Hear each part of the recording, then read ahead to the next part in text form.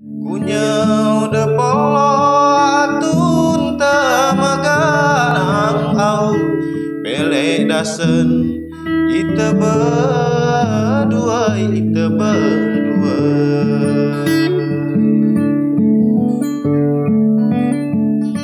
Kita nggak meninggalkan aslinya.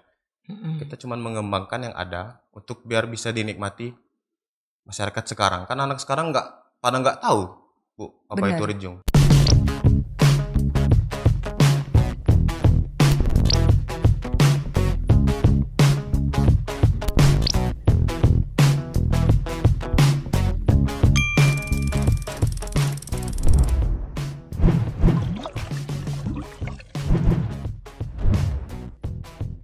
Assalamualaikum warahmatullahi wabarakatuh, sahabat budaya di seluruh Nusantara dari Sabang sampai Merauke, bersama kami kembali Kabalai podcastnya BPNB Sumatera Barat.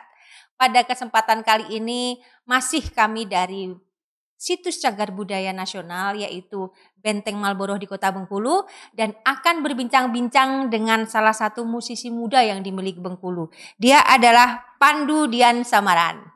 Assalamualaikum warahmatullahi wabarakatuh, Pandu. Waalaikumsalam warahmatullahi wabarakatuh. Sehat hari ini? Alhamdulillah. Iya. Jadi saya itu sebetulnya tertarik dengan Pandu karena sahabat budaya di seluruh Nusantara, Pandu ini adalah salah satu musisi yang mengangkat selalu menyelipkan karya-karya, di karya-karyanya itu adalah musik tradisional rejung yang dimiliki oleh masyarakat Bengkulu. Nah, sekarang saya tuh pengen Pandu bercerita. Dari mana awal mulanya Pandu itu bermain musik? Sejak kapan bermain musik? Kalau bermain musik terhitung sejak sebelum sekolah, sebelum SD. Sebelum SD sudah bermain main musik? Ya, karena orang tua aku seniman. Oh. Musisi juga. Oh, jadi orang tuanya musisi. Jadi musisi apa waktu itu? Gitu. Orang tuanya? Rejung sama dia dendang memang. Oh, Dendang jadi sama memang rejung. orang tuanya. Yeah. Bahwa bakat itu tidak bisa diingkari, turun dari orang tua. Nah, kemudian sudah jadi dari balita mungkin sudah sering mendengarkan musik-musik tradisi ya. Setiap hari. Setiap hari, karena orang tua ibu bapak sama-sama berkecimpung di bidang seni. Kalau ibu penari. Ibu penari, bapak pemain rejung. Bapak pemain rejung dan sama dendang. vokalis dendang. Oke. Nah, terus kemudian Pandu ini apa memang sama orang tua juga disuruh sekolah musik?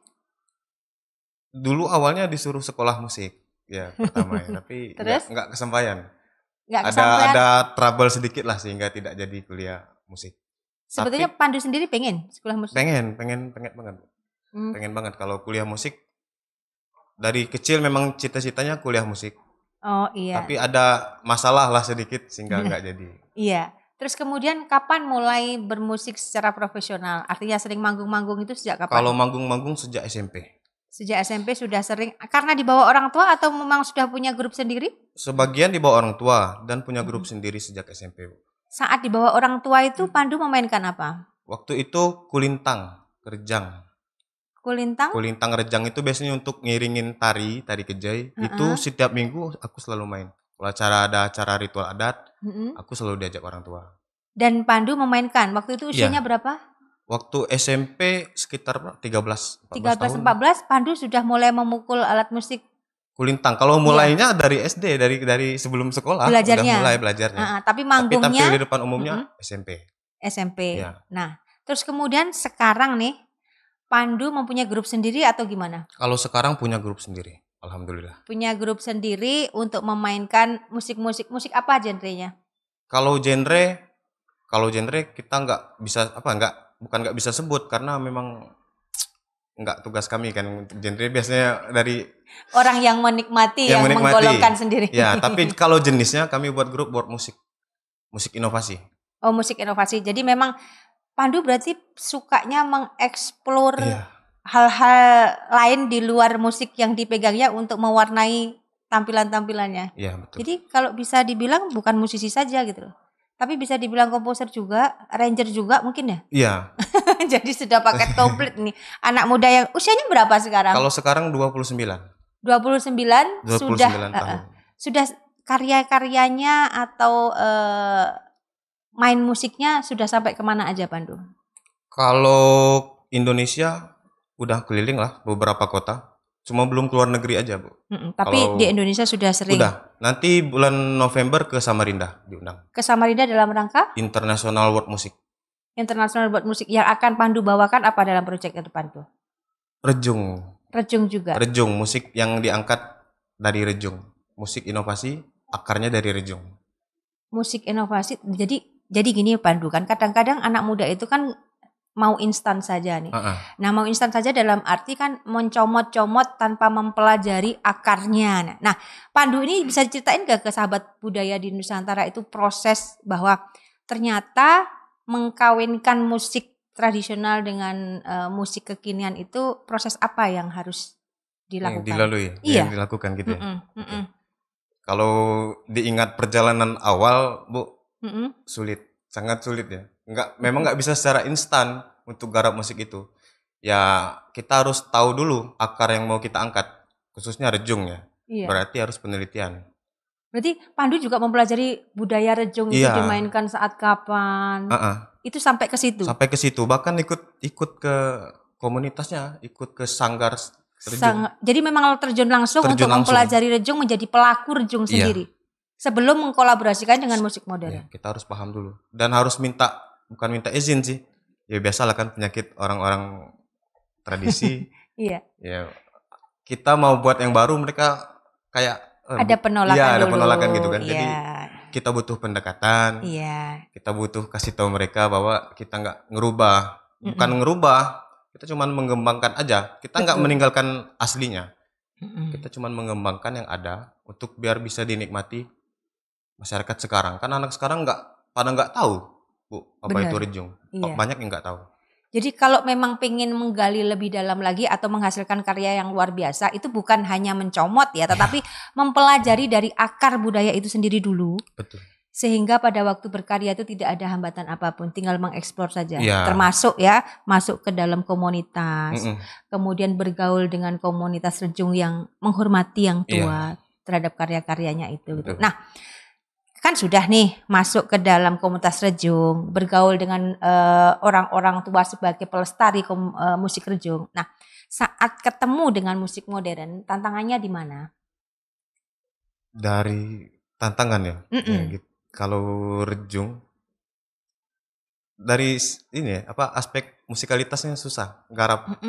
Karena musik rejung kan gitu-gitu aja tuh. Maksudnya tangga nadanya, liriknya, nah gitu. Pas di combine, nah satu lagi yang rumit nih, khususnya di gitar. Kalau di rejung, seteman gitar tunggal, seteman gitarnya itu nggak standar internasional, nggak standar gitar. Kalau untuk rejung? Untuk rejung nggak pernah standar. Nah di situ yang paling sulit saya harus menemukan gimana saya mainkan pola gitar tunggal tanpa merubah seteman standarnya gitar.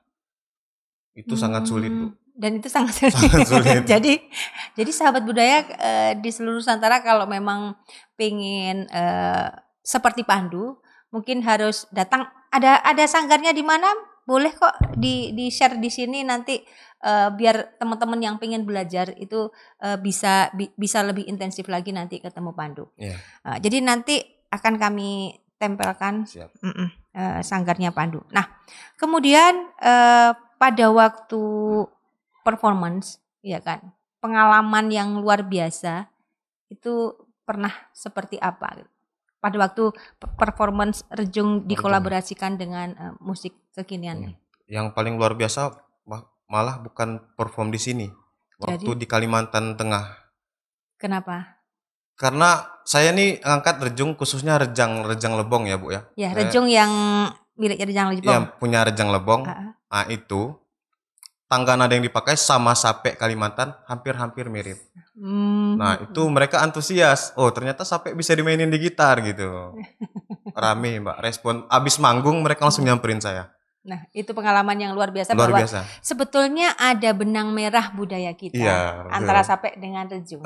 Nah, dan gitar gitu. Tunggal ya. Tangga nadanya sama. Oh, seteman gitarnya berarti sama juga, bisa lah ya? Berarti sape dimainkan di gitar ini dan itu. Makanya dia bilang, "Oh, itu sape ya?" Enggak, aku jelasin, enggak, ini gitar tunggal dari Bengkulu, bilang. Iya. Panjang lah obrolan kan.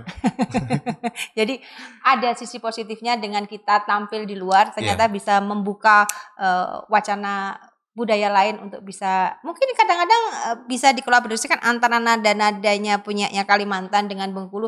Siapa tahu nih ada nanti yang dengar sehingga bisa mengkolaborasikan antara permainan Rejung dengan permainan Sape yang ada di Kalimantan. Pandu, teman-teman dari seluruh Nusantara, sahabat budaya di seluruh Nusantara ini kan pengen tahu juga dari tadi kita ngobrol nih. Nah, Rejung itu seperti apa? Bisa dimainkan Rejung yang aslinya, artinya dengan tangga nada yang masih tradisi? Bisa. Oke.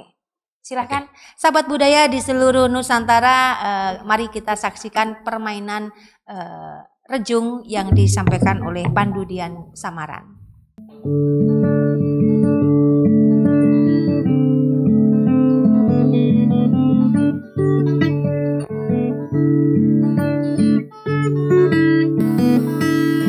Oi lalan bele, oi lalan bele, lalan bele. Oi lalan bele, oi lalan bele, lalan bele.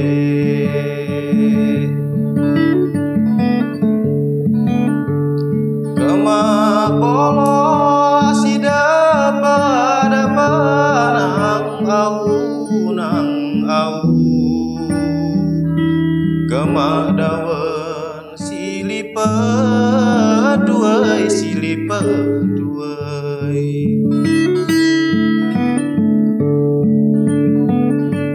kunyau de polo atun tamaganang au bele dasen ite berdua.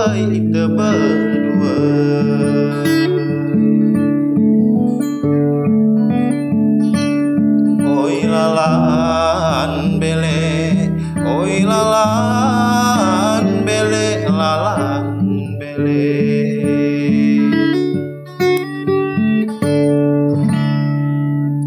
Terima kasih, luar biasa.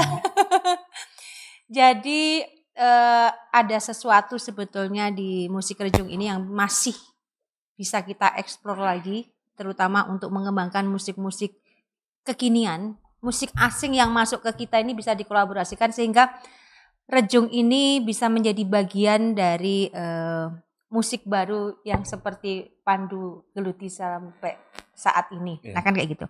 Nah Pandu, kalau karya-karya Pandu biasanya mengkolaborasikan Rejung ini dengan musik apa aja? Musik apa aja? Iya. Oke. Fokuskan kalau biasanya kalau Rejung diiringi dengan satu instrumen ya Bu ya. Gitar tunggal. Itu biasanya. Di daerah lain juga ada yang pakai alat musik lain seperti biola. Ada yang pakai bambu. Nah, kalau saya mau mengkolaborasikan Rejung dengan band lah. Maksudnya alat musik yang modern seperti keyboard, ada bass, ada dol juga saya sisipkan, dol. Oh jadi juga selain Rejung juga mengeksplor dol juga? Iya banyak musik lain dari alat musik provinsi lain juga saya pernah masukin ke karya. Dikolaborasikan dengan Rejung. Ya yang kita angkat tuh nada Rejungnya, akarnya, tapi kan musiknya bisa. Bisa dimainkan dengan musik apa aja. Iya. Oh gitu. Luar biasa. Ini mungkin bisa diikuti oleh sahabat budaya yang lainnya. Nah terus kemudian kalau musik dari daerah lain apalagi kira-kira yang pernah Pandu mainkan untuk dikolaborasikan dengan musik kekinian nih? Pernah dari Rejang juga ada Sambai. Sambai itu kayak sastra lisan gitu. Terus Sarafal Anam dari Lembah. Sarafal Anam juga pernah. Pernah Pandu kolaborasikan dengan musik kekinian juga? Pernah. Ada tantangannya enggak? Banyak. Ya kalau yang namanya garap musik tradisi jadi modern banyak tantangan. Jadi selalu setiap kali apapun terkait dengan musik tradisi selalu ada tantangannya? Selalu. Tantangannya yang paling luar biasa artinya bahwa tantangan ini tantangan di dalam sendiri untuk mengeksplor musik itu atau tantangan dari luar? Dua-duanya. Kalau dari aspek musikalitas atau untuk mengkomposisi, tentu sulit. Terus dari luar juga ya terhadap pegiat-pegiat yang asli kan, maksudnya yang pelestari tadi. Iya, iya. Ya, kadang ada penolakan kayak gitulah, Iya, kesulitan. jadi perlu sahabat budaya Nusantara ketahui juga bahwa dalam rangka pelestarian itu kan sebetulnya ada perlindungan. Jadi yang tradisi itu jangan sampai punah memang Iya. betul. Tetapi kan ada pengembangan dan pemanfaatan. Jadi mungkin ini, jadi mari kita mungkin seluruh elemen negara ini, baik masyarakat, pemerintah maupun kaum muda semua, bahwa ada ranah pengembangan dan pemanfaatan yang itu bisa manfaatnya lebih long lasting lagi, lebih panjang lagi, sehingga cara anak muda melestarikan budayanya itu kan harus kita apresiasi juga. Betul. Nah, sekarang Pandu, harapan-harapan Pandu nih terhadap musisi-musisi sekarang nih. Nah, Pandu kan sudah merasakan meskipun menggandeng musik tradisi kan bukan berarti kuno kan. Nah, apa yang pengen Pandu sampaikan? Harapan. Iya, harapan ke anak-anak muda lainnya. Oke, untuk kawan-kawan musisi yang lain ya, yang selalu berkecimpung dengan, mohon maaf sebelumnya, dengan komersil. Iya. Mulai sekarang tolonglah jangan lupakan kebudayaan kita. Musik-musik asli daerah kita ya kan bisa dikolaborasikan. Maksudnya ikuti jejak saya dan teman-teman di Bengkulu juga udah mulai sekarang, udah banyak banget yang mengkolaborasikan musik etnik dengan musik tradisional dengan modern. Nah, harapannya yang lain juga mengikuti jejak kami. Iya. Jadi mungkin tidak hanya dalam musik dikolaborasikan, tetapi mungkin dalam seni-seni lain. Banyak seni teater, sastra, tari. Karena saya yakin anak muda sekarang itu lebih kreatif, artinya tidak terkungkung oleh satu segmen seni saja, tetapi bisa mengkolaborasikan dari banyak seni, mungkin dengan fotografi, mungkin dengan film dan segala macamnya. Pasti lebih mudah kerjasama ya anak muda sekarang ya. Iya. Jadi Pandu, kalau boleh diceritain sedikit nih, tantangan paling berat terkait dengan musik-musik tradisi yang ada di Bengkulu ini, itu masih ada yang belum tereksplor belum nggak sama si Pandu, atau memang ada mimpi lain Pandu yang masih penasaran dengan musik-musik tradisi, boleh dari Bengkulu ataupun dari luar. Apa mimpi Pandu ke depan? Kalau mimpi, ada sih satu kesenian yang belum saya garap. Nah, apa itu? Nandai dari Seluma. Benandai itu. Nandai itu seperti apa? Nandai itu kayak itu loh. Dia bercerita. Biasanya nandai itu diadakan pada saat acara duka cita. Nandai Batebah itu saat misalnya ada. Berarti yang melakukan syair? Iya, dia syair, dendang syair. Dendang syair. Tanpa diiringi musik? Tanpa diiringi musik. Nah, saya ingin coba garap pakai musik. Nah, karena apa alasannya? Tukang tutur, si penutur benandai ini Bu, sudah nggak ada, sudah langka. Nggak ada penerus, nggak ada yang muda. Nah, jangan sampai itu putus. Itu mimpi saya sih. Jadi Pandu selain bermusik nih, itu juga sering turun-turun ke daerah untuk riset. Iya. Jadi apa saja yang sudah Pandu riset terkait dengan kesenian tradisi nih? Tadi kan Rejung sudah, terus Nandai sudah. Apalagi yang sudah Pandu riset? Sambai dari Rejang Lebong, terus tari. Kalau sambai itu apa? Sambai itu sastra lisan juga, tutur. Itu dipakai saat itu kegiatan bujang gadis waktu cari jodoh. Jadi dia menyanyikan ada dendangnya juga. Ya, untuk pantun, kayak pantun lah dendangnya itu. Bisa berupa nasihat, tapi yang umum ya menarik lawan jenis. Nah, itu menarik kenapa kok menarik bagi Pandu untuk menggali nandai sama yang apa tadi barusan? Sambai. Nandai dan sambai. Kalau nandai saya tertariknya karena itu penuturnya sudah langka. Itu jangan sampai hilang lah. Oke. Kalau yang sambai ya unik kan cara PDKT bujang gadis zaman dulu gitu. Jadi kadang-kadang saya baru merasakan bahwa anak muda sekarang itu kadang-kadang merindukan juga konsep-konsep lama untuk dibawa ke kehidupan kekinian. Iya, kan banyak tuh kalau dari ranah lain kan banyak. Kayak fashion lah, kan banyak tuh yang kembali ke zaman dulu gitu. Nah, kenapa nggak di musik? Nah, gitu. Jadi mimpinya memang itu ya, menggali lebih dalam dari tradisi kita. Menggali terus dan kalau bisa menyajikan musik dulu. menjadi apa ya, lebih fresh gitu. Mengemasnya jadi lebih kekinian. Lebih kekinian sehingga bisa dinikmati. Iya. Jadi kalau saya jadi gini, sering kita ngopi di kafe-kafe gitu kan. Padahal musik-musik relaksasi yang sering diputar di kafe-kafe itu kalau Rejung kan luar biasa sebetulnya. Iya. Tapi saya belum pernah dengar.